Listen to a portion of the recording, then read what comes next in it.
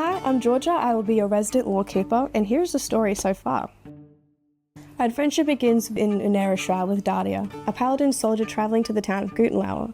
Not far from him, in a trick of fate, the happy pair that is the tiefling Voyage and his green dog stumbled upon Hugel, a halfling in the middle of paying homage to his god, the Queen of Corvus. Travelling themselves in the direction of Gutenlauer, the strange-looking ensemble set off. Our last traveller to arrive at the town was Zepharis, a changeling from the city who found themselves far from home with the job to retrieve an unknown individual. Our adventurers followed the commotion to an illegal underground fight pit, and here they got their first look at the last member of this party. Zero, a pallid elf sporting fresh bruises from weeks of fights, was the first gunslinger this town had ever seen.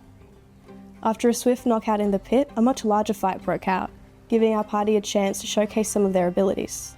This display of aptitude won them not only free rooms, but also a job.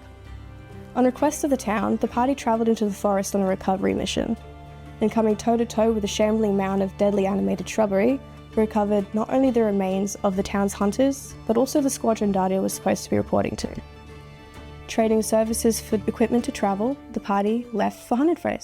On their trip, they encountered and ended the shrieking spectral amalgamation of past pain known as anguishes, and on their third day of travel came across a man who grinned a little too wide and moved a little too weird. This tall, thin man introduced himself as the Wanderer, and led his eclectic cart away almost as quickly as it arrived, but not before making a pact with Zero, the demands of which remain to be revealed. And with this, the party arrived at Sintrafin. It was clear that the town had faced a tremendous loss, and investigations into the events left the party with some new names, glimpses into the magic of their cleric Hugel, and also the unnerving knowledge that these bandits who were killing without morals were wielding an older model of Zero's guns, a weapon they shouldn't have access to, and were searching for a woman who fled from the city. Wrapping up their time in Sintrafin, the party hit the road. Nearing their destination, the Wanderer reappeared, and some more insight into his deal with Zero became apparent. After some brief warnings about a drug epidemic, the party arrived at the big city of New Hunted. While Daria struggled with his uncertain future, Zepharis finished their job and delivered Zero to Gosrick.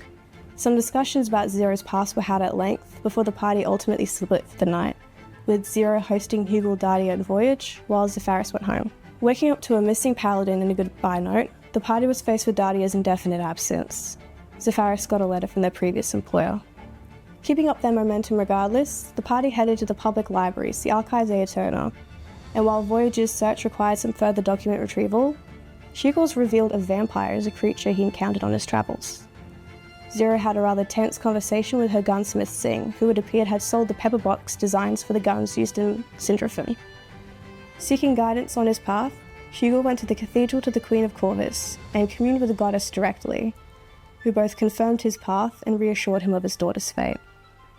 At their home, Zeph got a second letter.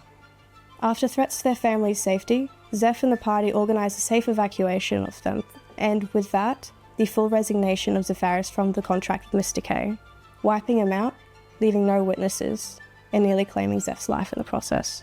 Regrouping at Goss's house, with a very wounded Zeph and some new moral tensions, the party were met with a new face. The well-dressed artificer wizard, or artificer if you will, introduced himself as Sebastian, a self-imposed vigilante attempting to lessen the astral epidemic. He gave some new information about a private task force that was breaking into some not-so-random houses, and with this, the party decided to investigate one of these themselves. A stealth mission swiftly turned bloody. It became clear that more and more nights were turning crooked. Despite the nature of the encounter, the party still managed to swipe some documents, leading them further into the maze of connections they found themselves in.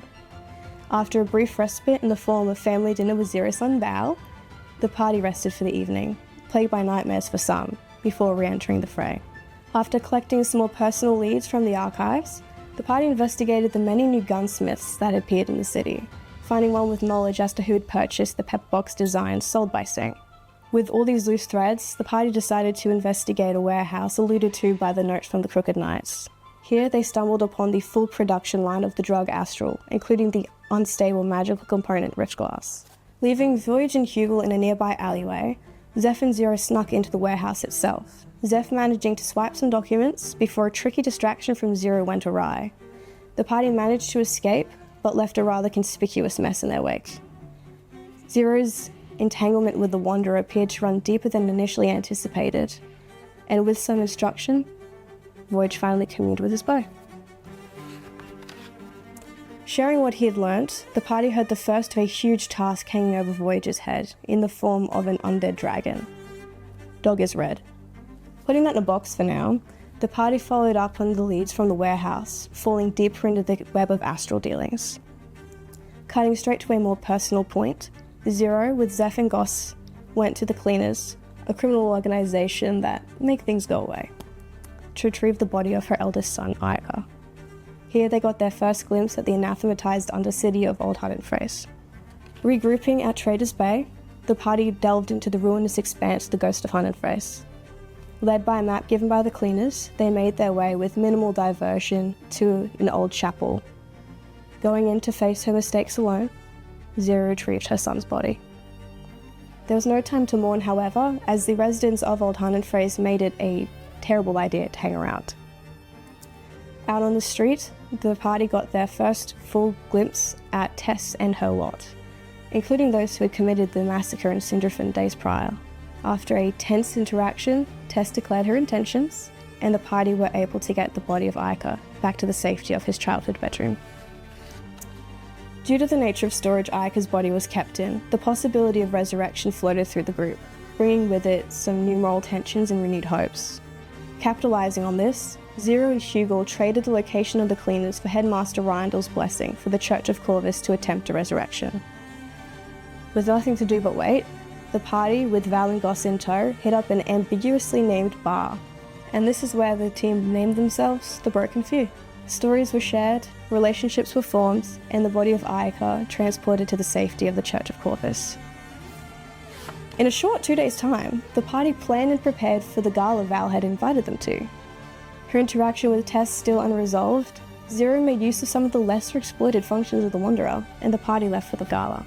Some familiar faces were seen, new technologies unveiled, and during another tense conversation, Tess stepped over a line and was put down, sending the night into chaos and forcing the party to quickly plan their leave from the city, at least until the investigations and inquiries die down. So saying goodbye to Sebastian and Goss, the party left for the wilds. Meanwhile, on the other side of town, Ryan put good use to the information bartered by Zero and Hugel, putting together his own party of menaces. The Cleaners did not survive the night. So that is the tale so far, and I'll see you in the next chapter.